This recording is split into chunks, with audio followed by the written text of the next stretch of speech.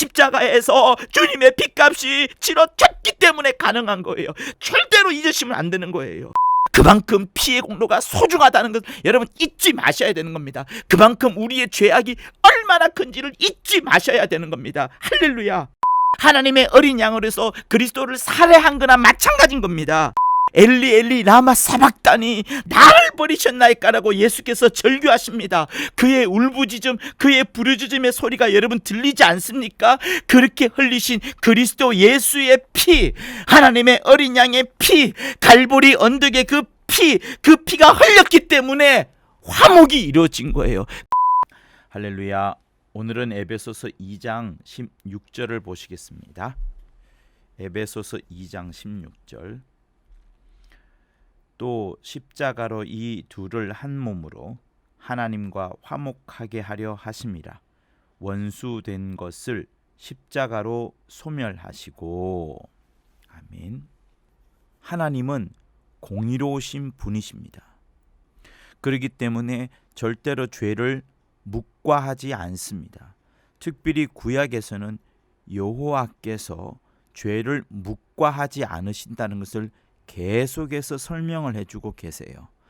또한 율법이라는 것을 전면에 내세우시면서 어떤 용서나 자비보다는 율법을 반드시 지켜나가야 된다는 부분을 계속 말씀하시면서 묵과하지 아니하시는 하나님으로서의 면모를 계속해서 보여줍니다.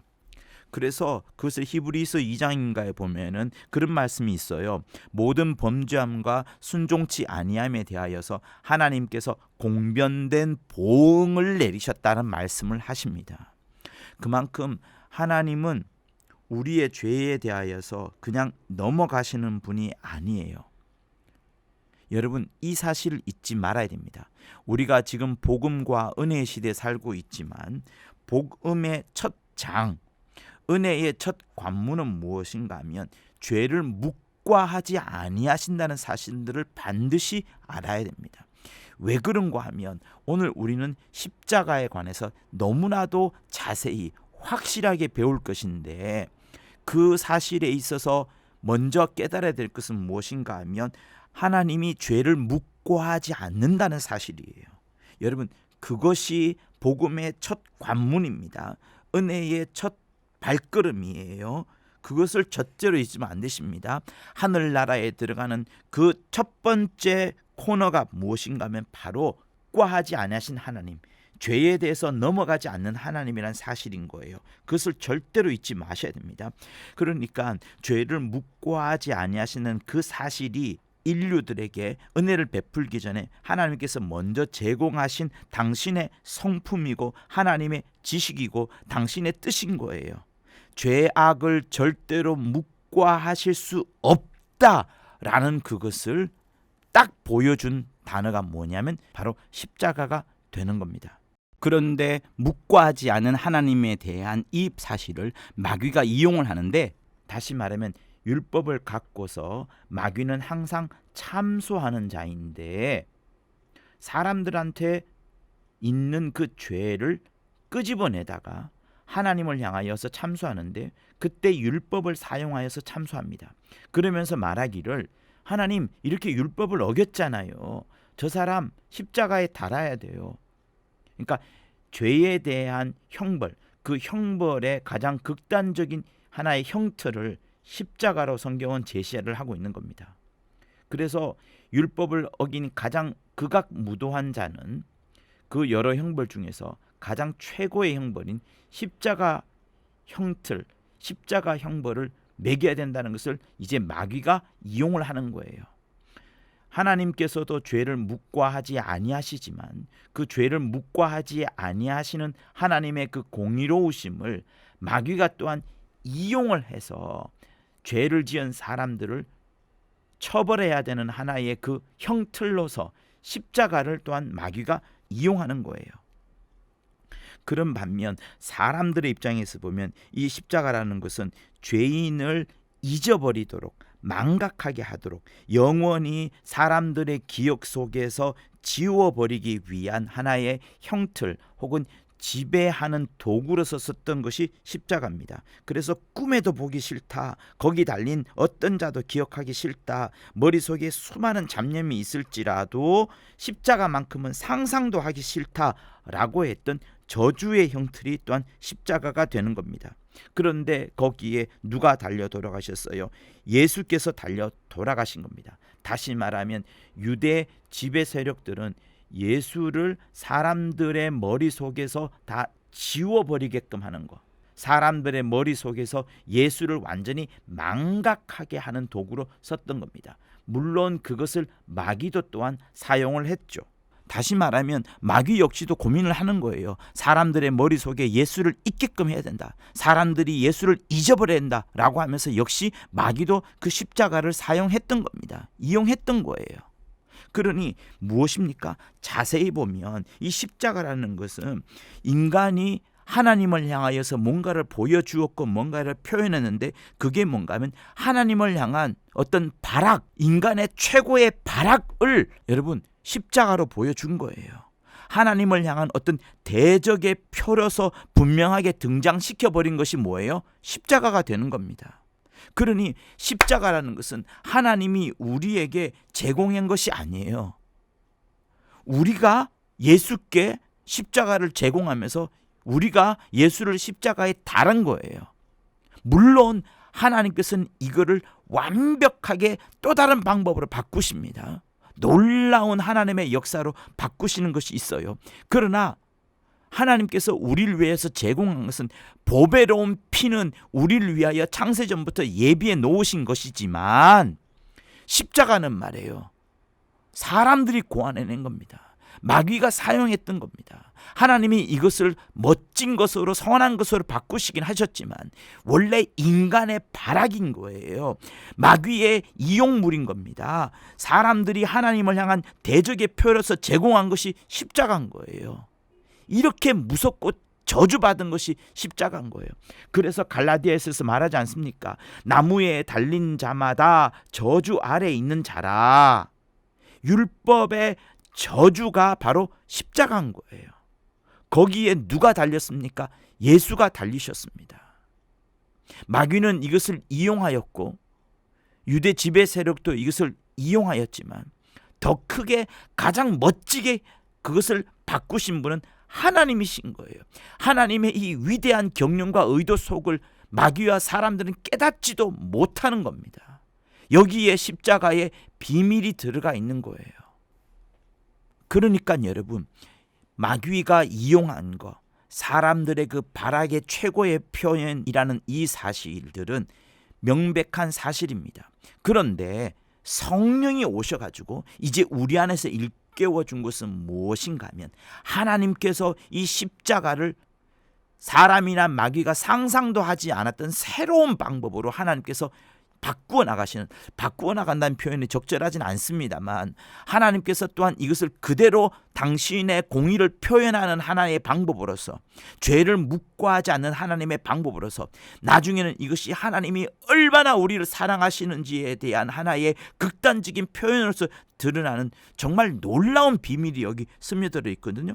근데 그것을 누가 가르쳐 주셨냐? 성령이 오셔서 가르쳐 준 거예요. 십자가는 저주의 나무요, 예수의 육체를 죽인 그곳이 맞습니다. 예수의 명예가 완전히 훼손된 곳이 십자가가 맞습니다. 그러나 성령은 저주받은 예수를 살리셨고요, 그 예수의 명예를 완벽하게 회복시키는 일을 하셨고요, 그것을 지금 우리 성도들에게, 예수의 피를 가진 우리들에게 계속해서 말씀해 주는 거예요. 저주의 나무인 십자가를 우리에게는 오히려 지금 보니까 그곳에서 화목이 이루어지고, 오늘 우리 본문처럼 그곳에서 한 몸으로 하나님과 화목케 하시고 원수된 것을 소멸하게 하시는 일을 십자가에서 또한 하셔버린 겁니다. 진짜 놀라운 거예요. 우리가 예수를 죽였는데 우리가 그 죽인 예수를 믿지 아니하고는 도무지 살아날 수 없는, 정말 이런 말도 되지 않는 방법으로 하나님은 일을 진행해 나가시는 거예요. 그러니 여러분, 우리에게 조금도 의의가 없는 거예요. 우리는 철천지 하나님과 원수된 자였지만 하나님이 이걸 완전히 바꾸셔서 죄인이 아니라 이제는 의인의 반열에 완전히 들어가도록, 거기뿐만 아니라 하나님의 나라를 유업으로 얻을 수 있는 후사로서의, 상속받는 자로서의 최고의 위치로 올려버린 겁니다. 천사도 감당하지 못할 최고의 위치로 올려버리시는 것이 하나님의 위대한 역사인 거예요.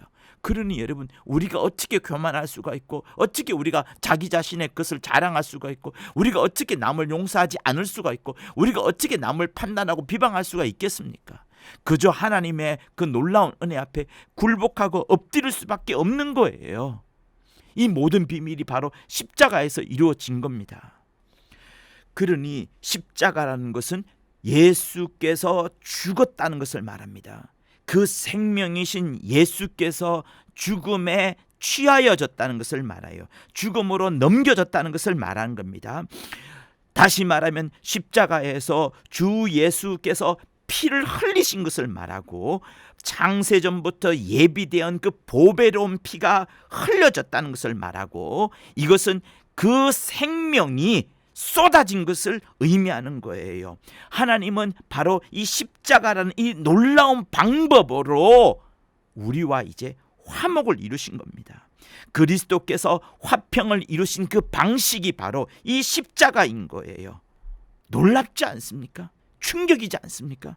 그렇기 때문에 주 예수 갈보리 언덕에서 흘리신 그 보혈, 그 십자가에서의 죽으심을 떠나서는 어떠한 하나님과의 화목도 조금이나의 가능성도 절대로 없는 겁니다. 우리는 예수를 십자가에 못 박았는데, 그래서 예수를 고초당했끔 했는데, 나중에 이것을 보니까, 성령이 우리에서 일러주는 것을 보니까 이 벌레 같은 우리를 위해서 주님이 보혈을 흘려주신 것이구나. 그래서 우리가 십자가를 볼 때 처음에는 그냥 예수께서 달린 줄 알았는데, 나중에 다시 보니 나의 고통과 나의 죄악이 사라져버리는, 그래서 그를 믿고 나서 내 눈이 밝아지고 내 영혼이 생명을 얻고 하는 정말 기쁨이 영원히 넘치는 그곳이 바로 십자가이구나 라는 것을 깨닫게 되는 겁니다. 주 예수 십자가에 못 박힘으로 인하여서 우리가 속죄를 얻게 되었구나 라는 사실을 알게 되는 겁니다. 하나님 아버지의 그 크신 긍휼과 은혜가 엄청나게 크구나, 말도 할 수 없을 정도로 그 은혜가 크구나라는 것을 십자가에서 우리가 또한 깨닫는 거예요. 그러니 여러분, 내가 아무리 운다 하더라도 그 큰 은혜를 갚을 수가 없는 거예요. 내가 주님께 모든 몸을 바쳐서라도 주의 일을 힘쓴다 할지라도 그 은혜를 다 갚을 수가 없는 겁니다. 그래서 찬송가 138장이 있는 거예요. 만왕의 왕 내 주께서 왜 고초당했나, 이 벌레 같은 날 위에 그 보혈을 흘렸네. 주 십자가 못 박힘은 속죄함 때문이 아닌가요? 그 긍휼함과 그 큰애 말할 수 없지 않습니까? 늘 울어도 그 큰 은혜 다 갚을 수가 없네. 나 주님께 몸 바쳐서 주의 일을 힘쓰리, 이런다 하더라도 그 크신 은혜를 다 갚을 수가 없는 겁니다. 이 모든 게 어디에서 이루어졌다고요? 십자가에서 이루어진 겁니다. 우리는 죽였는데 하나님은 다시 우리를 살리심으로, 어떻게 해요? 예수를 살리심으로 우리조차 살려버리는 놀라운 크신 은혜가 이곳에서 벌어진 겁니다.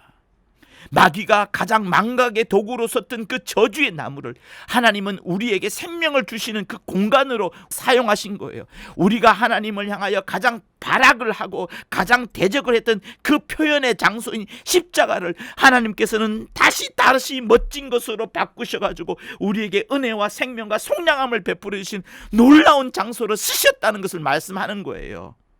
그러니 여러분, 십자가, 그곳에서의 죽으심, 그곳에의 피 흘리심, 그것 없이는 도무지 화목할 수도 없고 원수된 것을 해결할 수 있는 방법이 절대로 없습니다.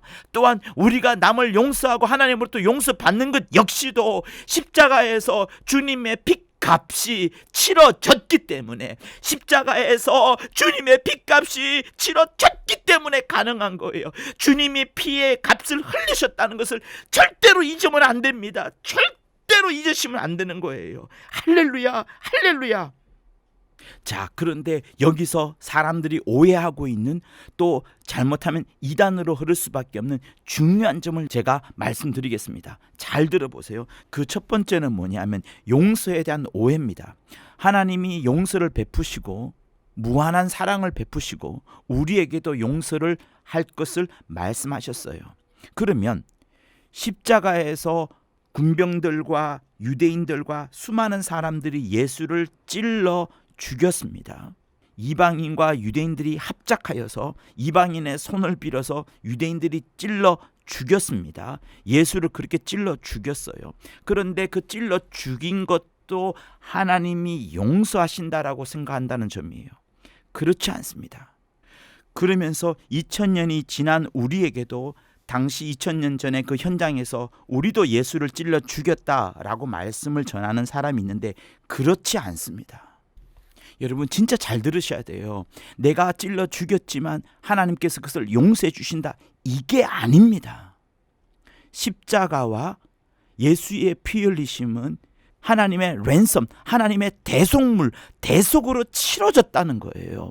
우리의 죄에 대하여서 하나님이 피값을 치렀다는 것을 말하는 겁니다. 예수 피 흘림이 우리 죄에 대한 죄의 값을 치러주셨다는 것을 말하는 거예요. 그냥 용서하라, 십자가에서 찔러 죽인 것도 용서하라, 이게 아니라 십자가에서 흘린 것이 하나님의 피를 흘린 것이니 그것이 대속물이 된다는 것을 말하는 거예요. 용서 차원이 아니라 속죄의 차원을 말하는 겁니다. 다시 말하면 하나님이 묵과하시고 그냥 넘어간 것이 아니라 하나님이 피값을 치른 거라니까요. 하나님이 피를 흘리셨다니까요. 그 죄에 대한 응분한 대가를 치르셨다는 것을 말하는 것이 십자가인 거예요. 그렇기 때문에 그 십자가를 용서하셨다, 우리의 찌름을 용서하셨다, 우리의 못박음을 용서하셨다, 그게 아니라 하나님이 피를 흘리신 거라니까요. 예수께서 피를 쏟아내신 것이라니까요. 그가 생명을 우리에게 부어 주셨다는 것이라니까요. 그가 죽으셨다는 것을 말씀하신다니까요. 용서 차원이 아니에요. 그 하나님의 죽으심, 하나님의 아들의 죽으심, 그거를 말하는 겁니다. 이 중요한 사실을 정말로 아셔야 돼요. 정말로 아셔야 되는 겁니다. 그러니 십자가를 용서하셨다, 못박음을 용서하셨다, 채찍 내리심을 용서하셨다, 그런 우리의 십자가의 행동과 채찍질에도 불구하고 우리를 용서하셨다, 이게 아니에요. 하나님께서 피값을 흘리심으로, 우리를 대신하여 피를 쏟아내심으로 우리가 하나님과 화목하게 되었다, 이게 맞는 겁니다. 그러니 여러분 십자가에서 용서라는 사실들을 생각할 것이 아니라 십자가에서 화목을 생각하셔야 되는 거예요. 무엇 때문에? 그가 대신 죽으심으로 인하여, 그가 피를 쏟아내심으로 인하여 화목이 이루어진 거예요. 화목이 그냥 없어지는 용서가 아니라 화목이 이루어진 거라니까요. 대신 값을 치렀다는 것을 말씀하시는 거예요. 그러므로 여러분 절대로 잊지 마십시오. 십자가에서 용서가 아니라 십자가에서 화목을 이룬 거예요. 그 화목은 피값을 낸 거예요. 주고받는 것이 있는 겁니다. 죄에 대한 피를 주신 겁니다. 죄가 있고 거기에 대한 피를 주심으로 인하여서 화목이 딱 치러진 거예요. 거기서 공의가 이루어진 거예요. 거기서 형평이 이루어진 거예요. 그냥 없어지는 것, 묵과되어지는 것, 넘어간 것이 아닌 겁니다. 절대로 그걸 잊으시면 안 된 거예요. 그만큼 피의 공로가 소중하다는 것 여러분 잊지 마셔야 되는 겁니다. 그만큼 우리의 죄악이 얼마나 큰지를 잊지 마셔야 되는 겁니다. 할렐루야. 자, 그런데 여러분에게 제가 이 말을 한번 해볼 테니까 이게 맞는지 한번 살펴보세요. 하나님께 용서를 구하는 법이라는 유명한 방법이 있습니다. 그러면서 첫 번째로 죄를 고백하기, 그리고 자기의 잘못 행동에 대하여 하나님께 이야기하기, 그리고 잘못됐다고 뉘우친다고 말하기, 그러면서 용서 구하기, 그 다음에 기도에서 성경 구절을 찾아서 용서에 대한 부분을 읽고서 용서를 질제 구하기, 그리고 다시는 그러지 않도록 상처받은 사람들에게 용서를 구하고 앞으로 나아가는 것, 같은 행동을 반복하지 않기 위하여 노력하는 것, 이렇게 나오거든요. 여러분 굉장히 그럴싸해요. 그런데 여기에 뭐가 빠져 있어요? 하나님이 용서를 해 주시는 것은 이유가 있다라고 말씀했죠. 그것은 뭡니까? 예수의 피 흘리심이 있는 거예요. 하나님의 용서는 예수의 피 흘리심이 있는 겁니다. 다시 말하면 하나님의 용서가 아니고 하나님이 우리와 화목하게 되셨는데 그 화목, 용서가 아니라 화목이라니까요. 화목이라고요, 여러분. 화목이라고요. 예수 피 흘리심으로 인하여 이제 우리가 하나님과 화목하게 된 거예요. 그냥 피 없이 하나님이 용서해 준 게 아닙니다. 그래서 구약에서 계속 양이 피를 흘리는 장면이 계속 나오는 게 여기에 있는 거예요. 여러분, 이게 진리입니다. 절대로 속지 마세요. 단순한 용서가 있는 게 아닙니다. 그냥 앞으로 나아가는 게 아닙니다. 다시 나쁜 짓을 하지 않는 것으로 노력하는 그게 아니에요. 예수의 피 흘리심이 있기 때문에 주 예수의 피 흘림, 바로 그때부터 시작이 되는 거예요. 그것 없이는 하나님의 공의가 절대로 이루어지지 않아요. 여러분, 그러면 하나님의 공의가 없어지는 거예요. 그러면 하나님을 신뢰할 수도 없고 믿을 수도 없고 천지 만물도 그에 대해서 복종할 수도 없는 거예요. 그만큼 하나님은 완전하시고 공의로우시고 진짜로 완벽하신 분이시라고요.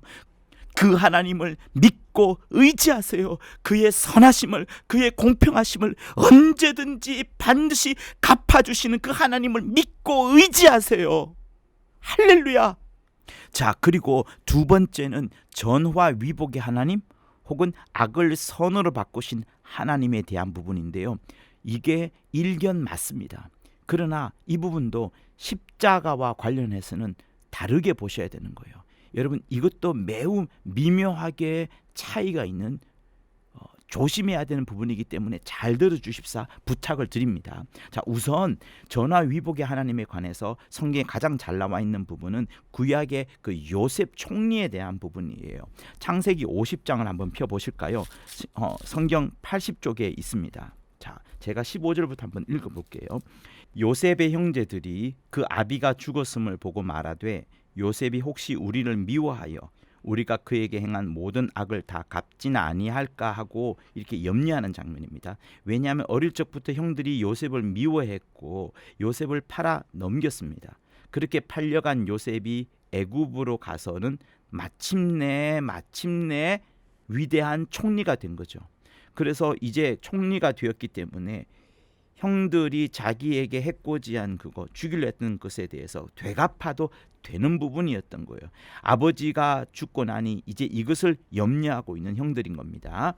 16절, 요셉에게 말을 전하여 가로되 당신의 아버지가 돌아가시기 전에 명하여 이르시기를 너희는 이같이 요셉에게 이르라. 내 형들이 내게 악을 행하였을지라도 이제 바라건대 그 허물과 죄를 용서하라 하셨다 하라 하셨나니 당신의 아버지 하나님의 종들의 죄를 이제 용서하소서 하며 요셉이 그 말을 들을 때 울었더라. 요셉이 아버지의 말을 듣고서 엄청 우는 거죠. 이런 아픈 현실들에 대해서 안타까워하는 겁니다. 18절, 그 형들이 또 친히 와서 요셉의 앞에 엎드려 가로되 우리는 당신의 종이니이다. 형님임에도 불구하고 종이라고 말하는 겁니다. 자, 요셉이 그들에게 이르되 두려워 마소서. 내가 하나님을 대신하리이까. 하나님을 대신하여서 그런 죄와 악에 대해서 내가 판단하고 평가하고 심판하겠습니까? 라고 말하는 겁니다. 20절 놀라운 표현 들어보세요. 당신들은 나를 해하려 하였으나 하나님은 그것을 선으로 바꾸사 오늘과 같이 만민의 생명을 구원하게 하시려 하셨나니 당신들은 두려워 마소서. 내가 당신들과 당신들의 자녀를 기르리이다 하고 그들을 간곡한 말로 위로하였더라 라는 말씀이 나옵니다. 여기에서 형들의 해악을 끼치려 한 그 사실들은 맞는 거고요. 그렇지만 요셉이 총리가 된 다음에 이것을 갚지 아니하고 오히려 선으로 바꾸시고 그런 것을 통하여서 만민의 생명, 곧 형제들 모든 자들의 생명을 얻게 하는 그 표현을 지금 하고 있습니다. 그래서 사람들이 이렇게 이야기를 해요. 하나님은 항상 악에서부터 선을 도출해낸다. 악을 선으로 바꾼다. 전화 위복을 하신다. 악을 선으로 바꾸신다. 그런 하나님이시다. 그 예가 요셉에 나오는 것처럼 이제 신약에 와서는 십자가에서 그것을 보여주셨다. 다시 말하면 그 십자가의 악행이 하나님께서 선으로 바꾸셨다. 이런 말을 합니다. 그러나 여러분, 십자가에서 악이 다시 말하면 예수를 향한 죽임과 예수를 향한 피 흘리게 하심과 예수를 향하여서 못 박게 하심이 하나님이 그것을 선으로 바꾸신 게 아니라고요. 선으로 바꾸신 게 아닙니다. 다시 말씀드리지만 하나님께서 당신의 피를 흘리신 거예요. 아들 예수를 보내시면서 하나님의 피를 쏟아내신 거예요. 악이 선으로 바뀌어진 것이 아니라 그 악을 갚기 위하여서 하나님이 피를 쏟아내신 겁니다. 십자가에서만큼은 하나님이 피를 쏟으신 거예요. 그러므로 인하여서 용서가 아니라 화목이 이루어진 거라니까요. 하나님이 용서하신 것이 아니라 거기서 하나님이 우리와 화목하게 된 겁니다. 피를 흘리심으로 인하여 화목하게 된 거예요. 피를 흘리심으로 인하여 원수되었던 것들이 이제 깨어지고 화목하게 된 거예요. 여러분, 이 사실이 정말로 중요한 겁니다. 다시 말씀드리지만 용서의 하나님 맞아요. 화목의 하나님 맞아요. 우리의 죄를 정말 용서하시는 하나님 맞아요. 그러나 십자가에서 주님이 피를 흘리셨다. 십자가에서 주님이 피를 흘리심으로 원수된 것이 폐하여지고 원수된 것이 이제 화목하게 되었다는 사실을 절대로 잊으면 안 됩니다. 왜? 잘못하면 우리가 다시 죄로 빠져들어가게 되고 그 죄의 심각성을 모르기 때문에 그런 것을 지적하는 거예요. 절대로 잊지 마십시오. 십자가에서 악이 선으로 바뀌어진 것이 아니라 거기서 하나님의 피가 흘리신 겁니다. 하나님의 생명이 쏟아진 겁니다. 예수께서 죽으신 거예요. 절대로 이것을 잊으시면 아니 됩니다. 다시 말하면 십자가를 통해서 화평이 이루어진 거예요. 십자가로 말미암아서 화목이 이루어진 겁니다. 십자가로 구원이 이루어진 거예요. 십자가로 악이 선으로 바뀌어진 것이 아니에요. 여러분, 요 차이를 절대로 잊지 마십시오. 꼭 부탁을 드립니다. 자, 그리고 이제 세 번째인데요. 세 번째는 진리에 관한 부분에 대해서 말씀하는 건데, 여러분, 사람들이 이렇게 말합니다. 아, 십자가 볼 때 내 마음이 찢어진다. 내 마음이 무너진다. 그 십자가에서 무죄한 하나님의 아들이 죽으셨구나. 내 마음에 정말 눈물이 왈칵 쏟아지는구나. 정말 이 쓸모없는 자, 쓸데없는 나를 정말 이렇게 용서하신 것에 대해서 감사하다. 이렇게 말하며 간증하는 사람들이 있습니다. 그런 반면에 어떤 사람은 나는 아직 잘 모르겠어. 좀 깨달았으면 좋겠어. 하나님께서 나를 위하여 피를 흘려주셨다는 그 사실을 좀 깨달았으면 좋겠어. 나는 왜 이렇게 아직 믿어지지 않지? 목사님, 어떻게 하면 좀 믿을 수 있어요? 이렇게 질문하는 사람들이 있습니다. 그런데 여러분, 다시 한번 제가 앞에 첫 번째와 두 번째에도 역시 동일하게 말씀드렸던 부분을 다시 한번 말씀드리는데, 여러분, 십자가에서 하나님이 피를 쏟아내신 겁니다. 하나님의 아들이 피를 쏟아내신 거예요. 하나님이 거기서 완전히 죄의 값을 치러 주신 겁니다. 이것이 내게 깨달아지지 않는다 하더라도 이것은 하나님께서 정말 우리에게 진리로 주신 것이에요. 예수께서 단번에 이루어 주신 하나님의 피 흘리심이 되는 겁니다. 세상을 자기와 화목하게 하기 위하여서 그리스도 예수 안에서 하나님이 일하신 거라는 거예요. 갈보리에서 한 번으로 완벽하게 끝내신 일이에요. 우리의 죄를 사하기 위하여서 주님이 피를 완전히 쏟아내신 것은 진리예요. 이것이 나의 깨달음이 있느냐 없느냐, 깨달음이 나에게 믿어지느냐 않느냐, 이게 중요한 게 아니라, 여러분, 이것을 믿지 않으면 완전히 죽는 거예요. 믿으세요. 받아들이세요. 인식이 정도가 아니라 받아들이세요. 아멘 하면서 받아들이세요. 하나님이 나를 위하여 대신 예수를 보내시고 피를 흘려 주셨다. 그 핏값을 치러 주셨다. 그러므로 말미암아 내가 하나님과 화목이 되었다. 그러므로 말미암아 내가 하나님과 화평을 이루게 되었다라고 아멘 하면서 시인하시라는 겁니다. 그걸 믿으라는 거예요. 깨달아지지 않는다, 믿어지지 않는다, 이 차원이 아닌 거예요. 그러니 하나님의 화목이 발생하기 전에, 하나님의 화목이 시작하기 전에 내 안에서 어떤 깨달음이나 어떤 믿음이 믿어진다라는 그런 부분들이 아니라 하나님 쪽에서 먼저 일으키신 거예요. 하나님께서 먼저 그 아들 예수를 보내시면서 우리와 화목해 하시려고 하나님이 먼저 일하신 겁니다. 하나님이 먼저 일하셨다는 사실들을 잊지 마세요. 왜 그럴까요? 여러분 잘 들어보세요. 여기서 함께 이어지는 부분이 뭔가 하면 얼마나 우리의 죄악이 심각한 것인가, 죄가 하나님이 얼마나 미워하신가를 여러분 이제 함께 연결되기 때문에 그렇습니다. 여러분, 하나님은 죄를 미워하세요. 하나님의 진노가 죄를 향해 있습니다. 그 죄의 첫 시발점인 마귀를 향하여 반드시 진노의 잔을 퍼부으실 거예요. 반드시 죄를 향하여, 죄의 원수, 죄의 우두머리인 마귀를 향하여 반드시 진노하실 겁니다. 반드시 심판을 하시는 거예요. 이에 대해서 성경은 일관되게 말씀하고 있습니다. 그러니 이것이 사람에게 죄가 있다면 역시 이것에 대하여서도 하나님은 진노를 베푸셔야 되는 것이에요. 그래야지 공의의 하나님이 되는 것이고, 공의의 하나님이 되셔야지 역시 긍휼과 심판의 하나님 다 이어지는 겁니다. 공의가 끼어진 상황에서 어떻게 심판하실 수가 있단 말입니까? 그러니 사람에 대하여 죄가 있는 것 역시도 하나님께서 이것에 대해서 누군가 죄값을 갚지 아니하면, 피로 이것을 대신 갚지 않으면 되지 않기 때문에 주 예수 피 흘리심을 하나님께서 준비하신 거예요.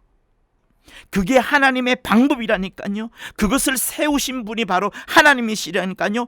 여러분, 구약 때 어떻게 했습니까? 양의 머리에 백성들의 죄를 전가한 다음에 그 양을 죽이고 피를 흘림으로 인하여서 그 피를 번제물로 드렸고요, 그것을 희생물로 드리면서 죄를 도말한 겁니다.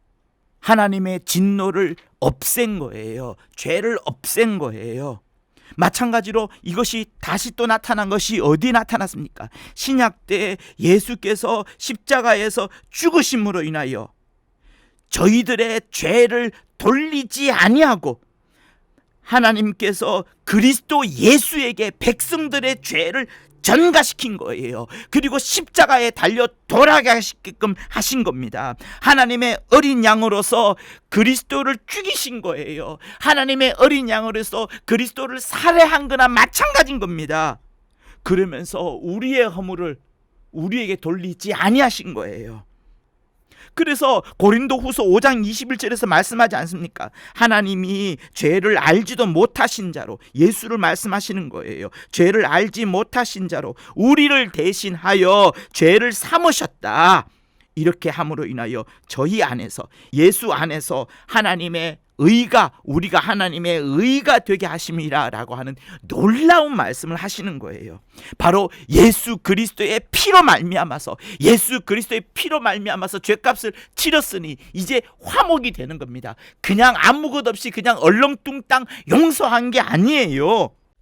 하나님과 원수되었던 것들이 그리스도에게서 옮겨졌고, 그 그리스도께서 죽으심으로 말미암아 원수된 것이 이제 완전히 사라진 겁니다. 하나님께서 그렇게 일하신 거예요. 그것을 우리에게 지금 다시 한번 진리로 말씀하시는 거예요. 그러니 여러분 뭐예요? 주 예수 엘리 엘리 라마 사박다니, 나의 하나님 나의 하나님 어찌하여 나를 버리셨나이까, 나를 버리셨나이까 라고 예수께서 절규하십니다. 그의 울부짖음, 그의 부르짖음의 소리가 여러분 들리지 않습니까? 그렇게 흘리신 그리스도 예수의 피, 하나님의 어린 양의 피, 갈보리 언덕의 그 피가 흘렸기 때문에 우리에게 용서가 이루어졌다는 사실보다 화목이 이루어진 거예요. 그냥 용서해 주신 것이 아니라, 아무것 없이 용서해 주신 것이 아니라 화목이 이루어진 것 아닐까요? 하나님과 화목이 이루어진 거예요.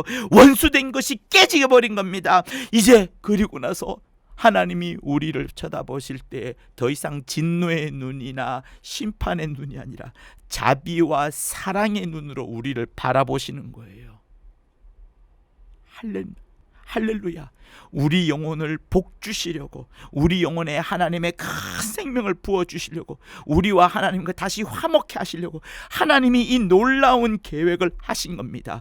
그리스도 예수 안에서 예수의 피로 말미암아, 예수의 그 귀한 보배로 말미암아 하나님과 화목할 수 있는, 이제 우리 모두가 다 지성소에 들어가서 하나님을 만날 수 있게 된 겁니다. 할렐루야. 얼마나 복입니까? 얼마나 복음입니까? 얼마나 이 놀라운 사실입니까?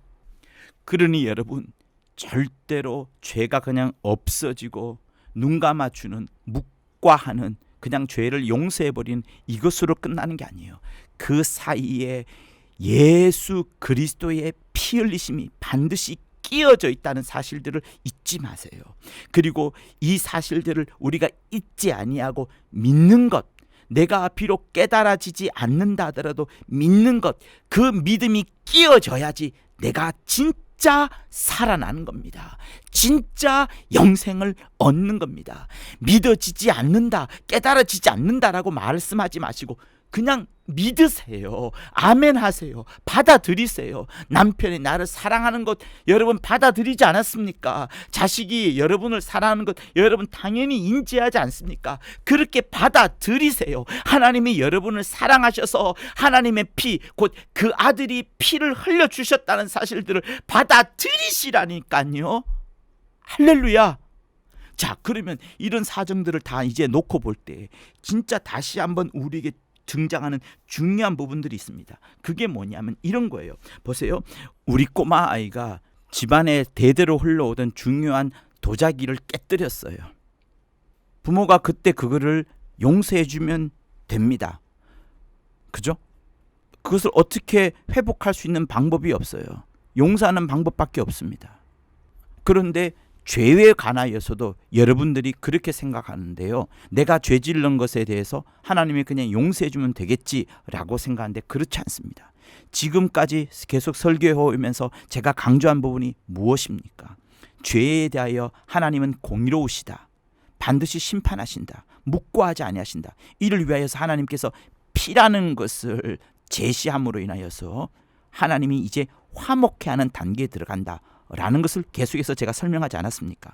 이것처럼 이제 휘몰아 돌아가면 하나님의 피 흘리시는 그것 화목해 하시기 위하여서 하나님이 피를 흘려주는데 왜 피를 흘려주시냐면 우리의 죄 때문인지라 라고 하면서 죄에 대한 부분을 이제 생각하지 않을 수가 없는 겁니다. 근데 많은 사람들이 죄에 대해서 내가 행동을 나쁘게 한 그것을 죄라고 생각합니다. 맞아요. 그런데 여러분 절대로 잊지 말아야 하는 사실은 나의 그 죄가 반드시 나와 함께 하시는, 나와 함께 하실 뿐만 아니라 온 천지 만물에 무소부지하시고 충만하신, 팽배하신 그 하나님께서 모든 사실을 아는데 이제 성령으로 내 안에 계신 그 하나님이 똑똑히 아시는 성전 삼으신 그 나의 심령을 하나님이 거기에 거주하고 계시는데 나의 죄됨이, 나의 죄악이 하나님을 향하여 모욕이 된다는 거예요. 그것이 하나님께 욕됨이 된다는 것을 말해요. 그것이 하나님에게는 굉장히 싫으심이 된다는 것을 말하는 거예요. 내가 하나님을 모신 그 자리에서 버젓이 죄를 저지르고 있다는 생각을 여러분 똑똑히 해보십시오. 하나님의 보좌 앞에서 내가 온갖 더럽고 추악한 짓을 한다라고 생각을 해보십시오. 여러분 바로 그게 죄인 거예요. 영광 되시고 생명 되신 그분 앞에서 역겹고 가증스럽고 혐오스러운 짓을 내가 하고 있다라고 생각해 보십시오. 그게 바로 죄인 거예요. 다시 말하면 우리가 범죄할 때에 그냥 단순히 나의 짜릿함, 남을 괴롭힘 이 정도만 생각하는데 그 뒤에 이 세상 가운데 충만하신 하나님, 이제 나의 심령을 성전 삼고 들어오신 그 하나님, 그 하나님이 이 사실들을, 이 죄를 뻔뻔히 명백하게 환히 바라보고 계시다는 거예요. 빛 대신 하나님이 이를 바라보고 계시다는 사실들을 잊으면 안 되는 겁니다. 다시 말하면 우리가 자주 잊어버리기 쉬운 중요한 점이 있는데 우리가 단순히 죄를 짓는 것이 법을 범한 것으로만 생각한다는 거예요. 물론 법을 범한 것이 죄 맞습니다. 그리고 죄는 또 불순종이에요. 그런데 불순종만 또 있는 게 아닙니다. 뭐가 돼 있냐 그러면 죄라는 것이 여러분 예적부터 들었다시피 한자로 죄를 쓰지 않습니까? 쓰실 때 관역이라는 것이 있고 그 관역을 빗나간 화살에 대해서 한자를 씁니다. 관역이 있고 그 관역을 빗나간 화살의 모양을 쓰고 있어요. 다시 말하면 표적을 빗나가 버리는 것이 죄라고 한자를 말하는데 저는 이것을 좀 더 강조하고 싶은 거예요. 다시 말하면 죄가 그 표적을 빗나가 버렸어요. 근데 이것도 죄입니다. 그러나 이보다 더 큰 건 뭐냐면 나중에는 표적조차 없어지는 거예요. 다시 말하면 우리의 관역은 뭐냐 하면 하나님이에요. 우리의 관역은 하나님을 향해 가는 거예요. 하나님을 향하여 계속 빗나가는 것이 죄입니다. 근데 나중에는 그런 결과가 빗나가게 되면 나중에는 어떻게 되냐면 그 죄악이 더 심해지게 되면 이제 관역조차 눈에 보이지 않는 거예요. 안개가 끼든 아니면 나 스스로 관역을 쥐어버렸든 관역이 사라져버린 겁니다. 그러니 죄에 대해서 가장 비참한 것, 죄에 대해서 가장 충격적인 것, 죄에 대해서 가장 파괴적인 것은 뭐냐면 내가 범죄했거나 타인을 괴롭혔다는 것이 아니라 하나님과의 관계가 깨져버렸다는 거예요. 하나님과의 관계가 단절됐다는 것을 말하는 겁니다.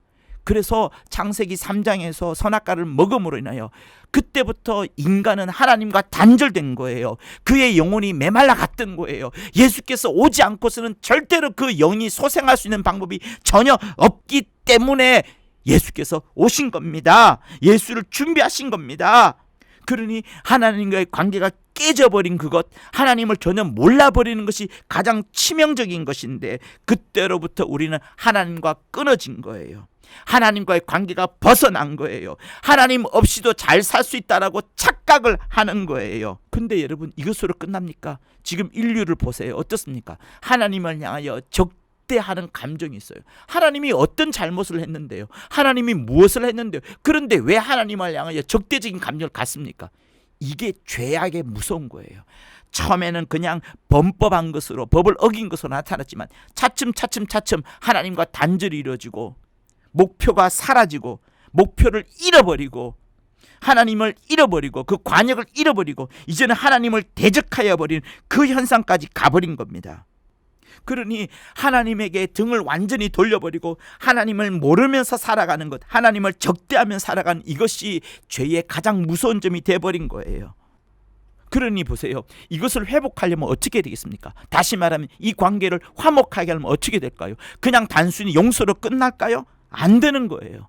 누군가가 값지게 치러야 될 그 중요한 어떤 무엇이 필요한 겁니다. 그게 뭐냐면 하나님이 피를 흘리시는 것, 곧 다시 말하면 말씀이 육신이 되어 오셔서 그분이 피를 흘리셔야 된다는 것, 죄값에 대하여 갚으심이 있어야 된다는 것을 말하는 거예요. 단순히 용서가 아니라 피를 흘리심으로 인하여 완벽하게 화목되는 그 과정이 필요한 거예요. 그래야 교제가 회복이 되고 사귐이 회복이 되고 하나님과의 단절이 끊어지게 되고 분명한 목표를 갖고서 이제 화살을 그 목표를 향하여 하나님 향하여 진격해 나갈 수 있어야 된다는 것을 말씀하는 겁니다.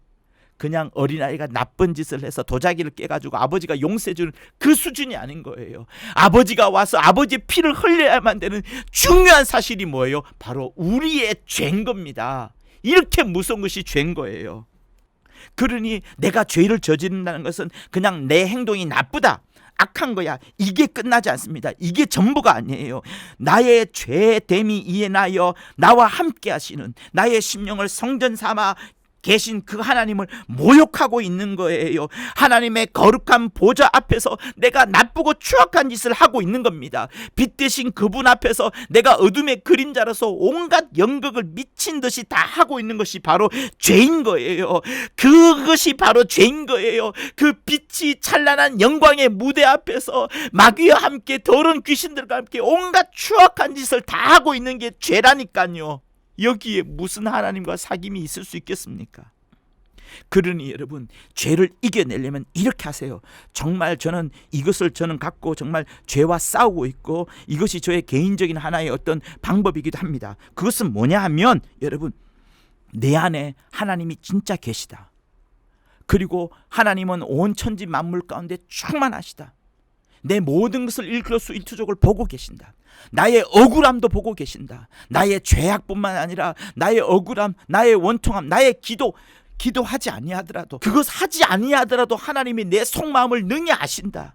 그래서 고린도전서 2장인가 있지 않습니까? 성령은 곧 하나님의 깊은 것이라도 통달하시느니라. 사람의 사정을 사람 속에 있는 영 외에 누가 알겠으뇨? 이와 같이 하나님의 사정도 하나님의 영 외에는 아무도 알지 못하느니라, 이렇게 말씀하십니다.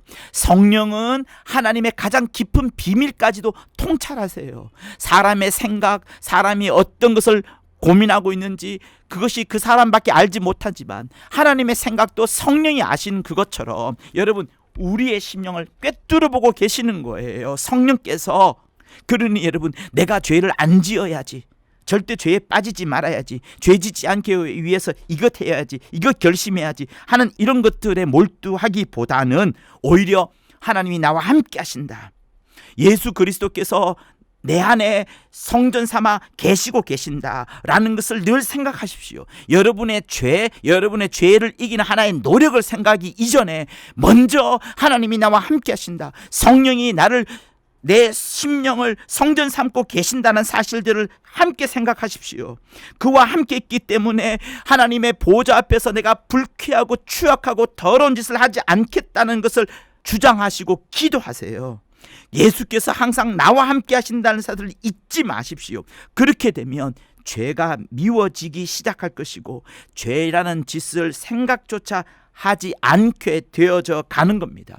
여러분의 수고와 노력 같은 고행의 방법이 아니라 그리스도 예수를 생각함으로, 그가 나와 함께 하심으로, 그가 나와 함께 교제하시기 때문에, 나와 함께 사귀고 계시기 때문에, 마치 요한 1서 1장에서 말씀하시는 하나님이 우리와 사귀려고 그렇게 몸부림을 치시는 그 모습들처럼 여러분 그걸 생각하는 거예요. 죄로 인하여서 하나님과의 교제와 사귐이 끊어집니다. 그 하나님과의 교제와 손상되는 것을 여러분이 그냥 내버려 두고 있겠습니까? 죄를 그대로 내버려 두고 있겠냐는 거예요. 그러니 하나님이 나와 함께 하신다는 사실, 하나님이 나와 교제하시기를 원하시고 사귀기를 원하시고 나와 화목해 한다는 사실들을 여러분 잊지 아니하시면서 죄 또한 이겨내는 여러분이 되실 것을 예수 이름으로 부탁을 드립니다. 할렐루야, 할렐루야. 그러니 오늘 설교는 여러분 핵심은 그거예요. 예수께서 피를 흘려주심으로 인하여서 우리 죄값이 사라지게 되었고, 그러면서 우리가 하나님과 화목하게 된 것이다. 단지 하나님께서 그저 용서만 하신 것이 아니라, 그냥 없이 해버린 것이 아니라, 나의 더러움과 죄악을 없애버리신 것이 아니라, 하나님이 그 아들을 보내시면서 하나님의 핏값으로 우리를 사셨다, 하나님의 핏값을 주심으로 인하여 하나님과 화목하게 되었다라는 사실을 늘 잊지 마시고, 이제 죄를 미워하고 죄를 이겨내되 하나님이 우리와 사귀고 싶어 하신다는 것, 하나님이 나와 함께 늘 함께하고 싶어 한다는 것, 하나님이 내 심령을 성전 삼아 영원히 거하고 싶어 한다는 것, 영원한 교제를 하고 싶어 하시는 그 하나님의 열정과 열심을 모욕 주지 않기 위하여, 그것을 불쾌하게 하지 않기 위하여 정말 죄를 이겨내고, 죄를 이겨내면서 동시에 하나님의 의가 왕래하고 하나님의 생명이 왕래하고 하나님과 끊임없는 교제를 나누시는 귀한 여러분이 되실 것을 예수 이름으로 부탁을 드립니다. 예수 이름으로 축원합니다. 할렐루야. 하나님 아버지, 예수 피로 말미암아 우리가 하나님과 화목해 되심을 감사합니다. 단지 우리를 눈 감아주시고 묵과하시고 용서하신 것을 넘어서서 당신께서 아들을 보내주심으로 피를 흘려주심을 감사하나이다. 이렇게 하나님과 화목하게 되었고 사귀게 되었사오니 이 영원한 교제를 더 이상 깨뜨리지 않기 위하여 능히 죄를 이겨내고, 오직 죄가 생각나는 내가 아니라 하나님의 소원, 하나님의 뜻, 하나님의 간절히 바라시는 그것을 생각하며 나아가는 우리 모두가 되도록 역사하여 주시옵소서. 예수 이름으로 기도합니다. 이제는 우리 주 예수 그리스도의 은혜와 하나님 아버지의 극진하신 사랑과 성령의 감화 감동 교통케 하심이 예수 그리스도의 피를 흘리심으로 말미암아 화목해 되신 그 사실을 믿고 인정하며 영원히 하나님의 교제 아래, 영원히 하나님과의 화목 안에 살려 하는 저들 위해 영원토록 함께 있을지어다. 아멘. 맞습니다.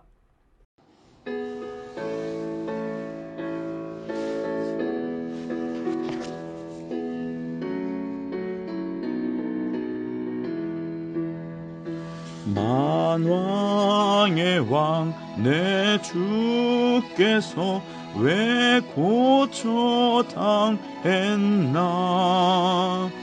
이 벌레 같은 날 위해 그 보혈 흘렸네.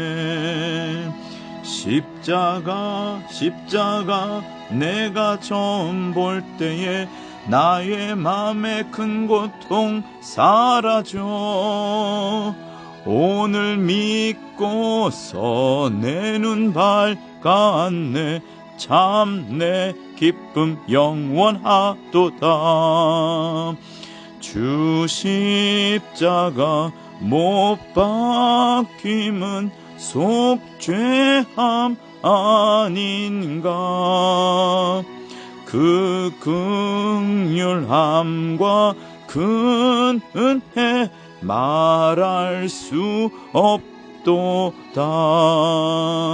십자가 내가